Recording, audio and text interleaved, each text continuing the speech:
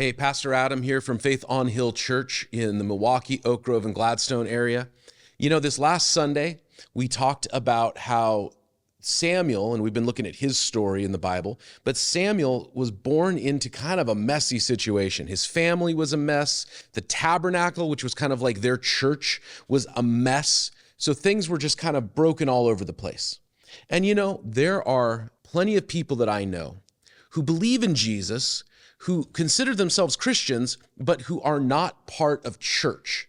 They're not connected to a church family. And the reason they say is because church is a mess. And I don't want to be around those people. Like, I like Jesus, but I don't like his people. Well, here's the thing. I get what you're saying. And I totally own and acknowledge that there are Christians and there are churches who are not safe people.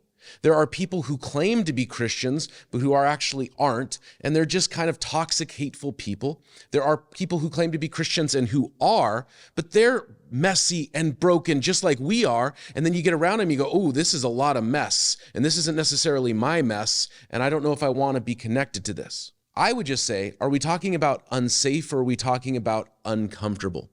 You know, if you think of church as a family, I know from my experience and friends of mine and people I've known throughout the years, that sometimes family is unsafe, but sometimes family, and more often family, is just uncomfortable. You know, you have the family that you're safe around, your immediate family, maybe your kids or your parents, your spouse, you know, grandparents, people that you feel safe around. But then there's other parts of the family that aren't safe. I remember I had a friend who couldn't be around her father.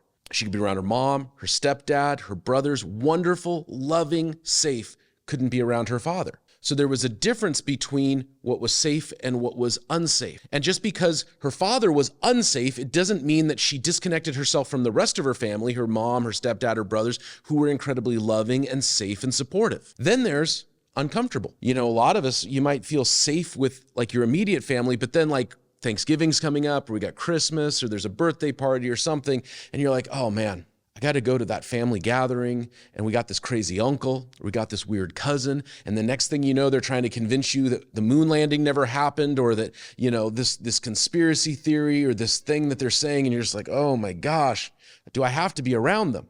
But the truth is, you're around them because it's family.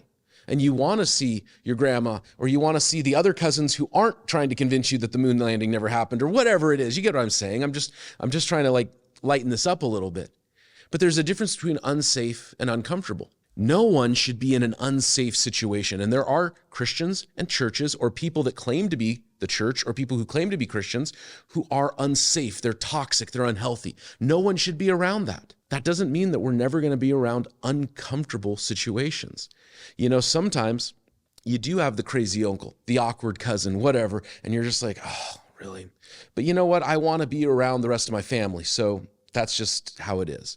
Or sometimes the awkward cousin or the crazy uncle or whatever, at some point you just kind of go, well, that's Uncle Herman, and you just kind of lean into it because they're not unsafe. They're just uncomfortable sometimes. So what I'm suggesting is this.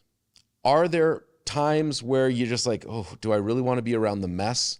You know what? As we talked about last Sunday, looking at the life of Samuel, it was in that mess that God did some amazing things. And I have found myself, I would rather be around the mess and the uncomfortable and the weird uncles and cousins and all that are part of the church than to be outside of it, because I want to be where God is working.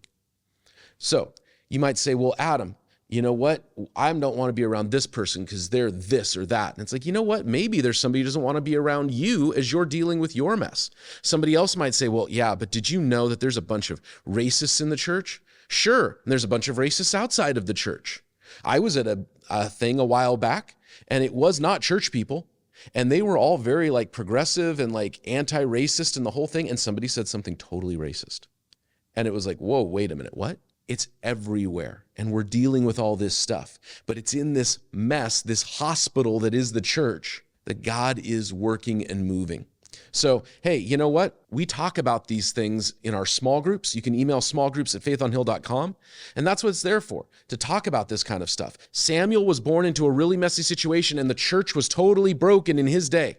And maybe your experience with church has been broken, but that doesn't mean that God isn't going to heal, that God isn't going to do something amazing. And maybe you'll find I can connect here or there, and this will be a place that is safe for me. We have people of all different political ideas. We have people of different places in life. We have people that are just starting out in their faith. We have people that have been Christians for a long time, but they're going, wait a minute, I got to figure out what it means to be a Christian today. All of that mess is happening. And sometimes it's uncomfortable, but you're welcome here. All right, so we'll see you this next Sunday as we keep looking at the life of Samuel. And you can follow us at Faith on Hill on all social media and connect with what's going on. Excited to see you Sunday at 10:30, both online and in person, and then throughout the week in our different small groups. We'll see you then.